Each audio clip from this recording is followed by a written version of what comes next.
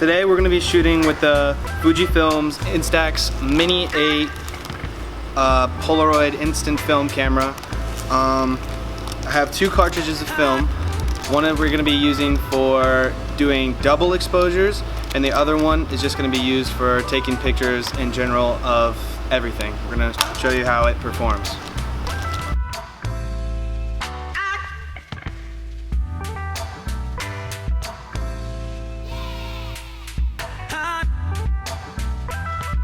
Two AA batteries that just slide right in, and you put the cover back on and you're ready to shoot as far as power goes. So the setting that the camera is telling me to shoot with right now is an indoors setting. Even though it's outside, we're losing daylight out here. Yeah, so I'm gonna go ahead and take a picture of my friend Michael Sullivan here. Picture button is right here to take pictures. Go ahead and take a picture of Micah.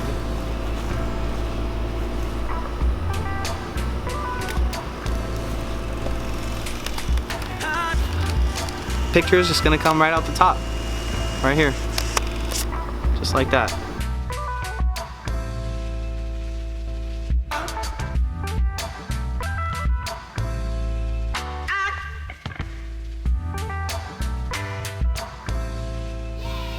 I wouldn't say it's exactly good for landscape photography or architecture photography, but if you do it right, you could sometimes get one that'll turn out okay. So we're gonna try to go ahead and do that right now.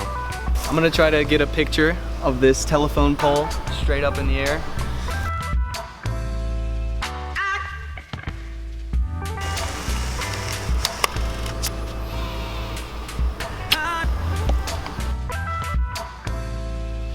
The reason people love instant film so much, I think, is because it's something physical. It's a picture that you can hold in your hand or put somewhere, or a little piece of history that you can keep with you forever, and you don't have to just go and find it on a web page or in your documents folder of, you know, your computer.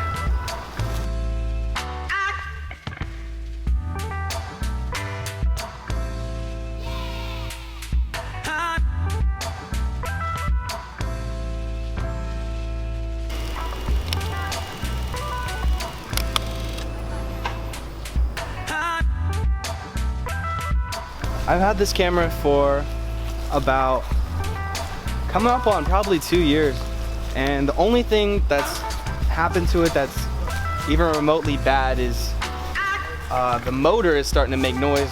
At first when I had it, it would just make a very subtle moaning noise. Now it's kind of a more loud, screechy, mechanical noise, and I mean, it doesn't affect the end result at all. So I mean, this camera is built pretty good. Might be plastic, but it works. Now that it's getting kind of dark, I don't know how anything that's far away is gonna look. So I'm gonna try taking a picture of this scene here, and we're gonna see if it's dark, light, or what. I'm guessing it's gonna be pretty dark, even with the flash.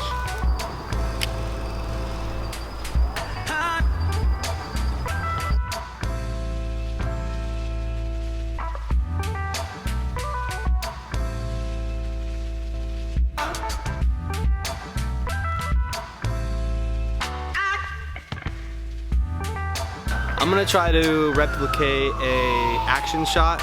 I'm gonna have my man Scooter, red Scooter, try to jump up and grab the rim, and we're gonna see what happens with the auto settings.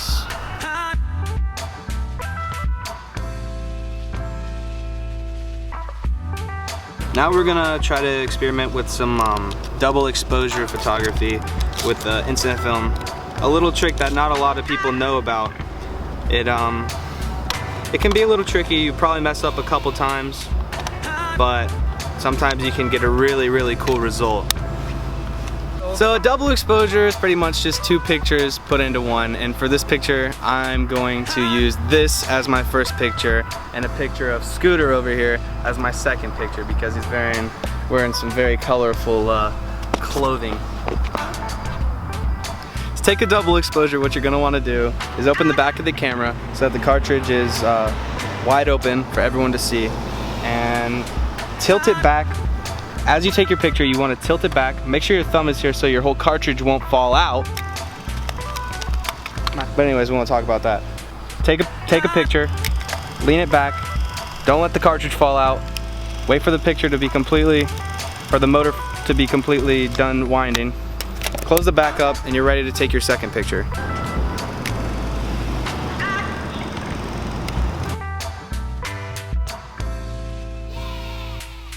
Now this is actually one of the better double exposures I have taken. It has some really cool light leaks here on the side, which I haven't actually seen on any of my previous double exposures before, but it turned out really cool and I cannot wait to scan this. Probably put this one on Instagram.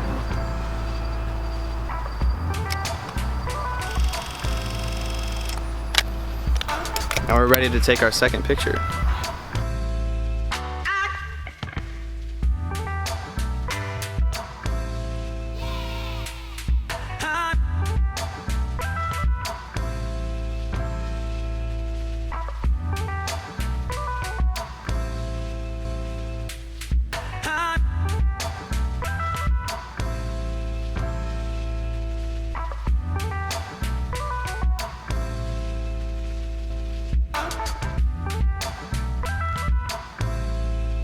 Alright, for this shot, I'm gonna try taking a picture of the subject first and then going and finding like a texture or something that I wanna have laid over. Another issue that you're gonna have with taking double exposures is you're not gonna know how much film you have left in your camera, so I would definitely keep count while taking, because you don't wanna like go to take a shot and not have any left. See, I've already taken like 5 or 6 and it still says that I have 10 shots left.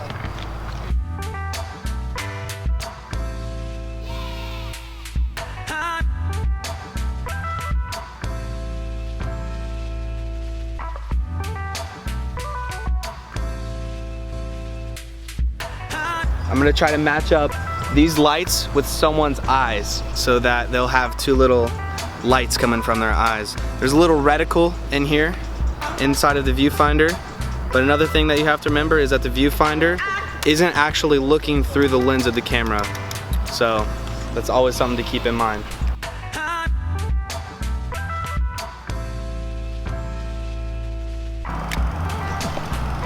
Damn, bro. That was awesome. And that's my last picture for the double exposure cartridge. We're gonna see if that matched up right.